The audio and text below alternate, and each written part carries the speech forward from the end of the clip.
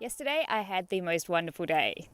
Lisa from Big Heart Adventures helped organise a group walk around Murray Alta, which is the section of the Heysen that I was up to, with about, I think including me, we had about a dozen people there. They all came out to join me for that section of the trail. We all got together at Norton Summit, walked through Murray Alta and then completed the loop back to Norton Summit. Spent the whole day chatting to so many people, and it was just really great. The weather held out for most of the day, a little bit of rain on the way back, but nothing too major.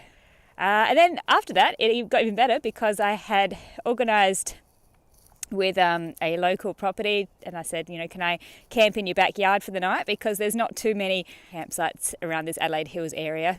So when I got there, they let me know that they had a caravan cabin that they're renovating, and it was so cozy, and they let me stay in there, which is great because there was a bit of wild weather and hail that came through last night and this morning as well. Today I'm heading to Grandpa's camp, which is halfway between Montacute and Mount Crawford. So I've got about a 19-kilometre day. This is the one day this week that I get to do less than 20 kilometres. Woohoo, maybe. So yeah, this week is when I start doing some longer distances sort of consistently. So my next rest day is at KAPUNDA. I got my resupply box yesterday as well from Lisa. Thank you very much. And so I've got a very heavy backpack today. I've got to start eating some more so that I can bring this weight down. Anyway, there has been a forecast of possible snow up in the top of the Adelaide Hills today. I haven't seen anything yet, though I have already had a fair bit of small hail and quite a lot of rain, and it's just settled down to a bit of a drizzle now, which is why I've taken my phone out for a quick video. Unfortunately, most of the wild weather is usually when I just put my head down and keep on walking, because I don't want to stop, take my gloves off to get my phone out to get some videos. But I promise, if I see snow, I will take a video for you. So I nearly forgot to mention the other exciting news that happened yesterday. Woo! New shoes! Okay, so I got them muddy pretty quickly. Hopefully you're all aware of the dramas that I had with my shoes just before the start of my trek.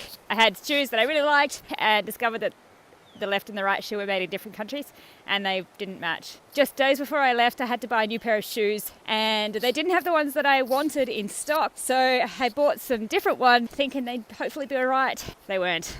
I tried and it got to the stage that it was just torture putting my shoes on in the morning. Eventually I bit the bullet. I thought these are not going to be getting any better. So I contacted Mum on Wednesday, who was actually in Sydney, and she found a new pair of shoes for me. On Thursday, Dad went and bought them, dropped them off at my place, had them all ready for Lisa to bring them up on Friday morning. So new shoes for me, woohoo! And I didn't even notice my feet at all yesterday, and that was the first time for the entire trip that had happened, and it made me very, very happy. I just got stuck in a hailstorm and there was literally nowhere to go. I had a drop off on one side and I had a big cliff sort of thing on the other side. So luckily now I think it's just turned to rain now, but ouch!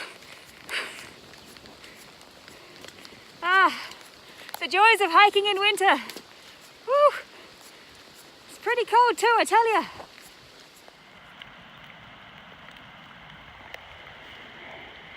Oh no, still loving it. I'd much prefer this than the hot weather I'm going to have up north. So, yeah.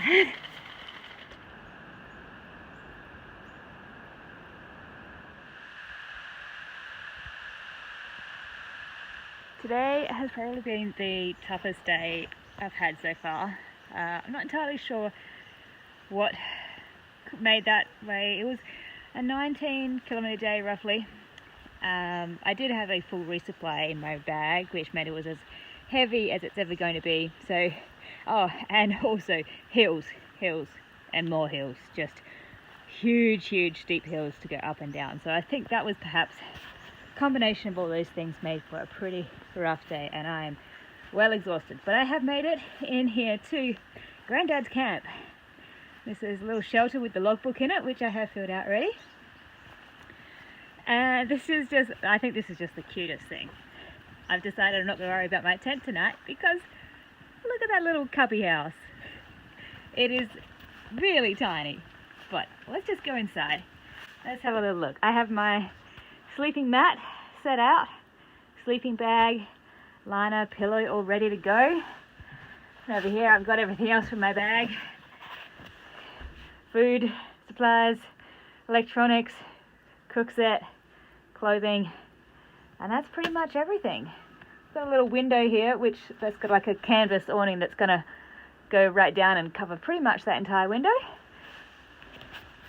Looking from the other direction, there's another little window with my rain jacket hanging up. It's been raining pretty much all day, and a door which closes perfectly. So I'm pretty impressed. It's tiny. I can only just stand upright. Benefits of being short right here. But this is my home for the night, and let's hope I get some good sleep.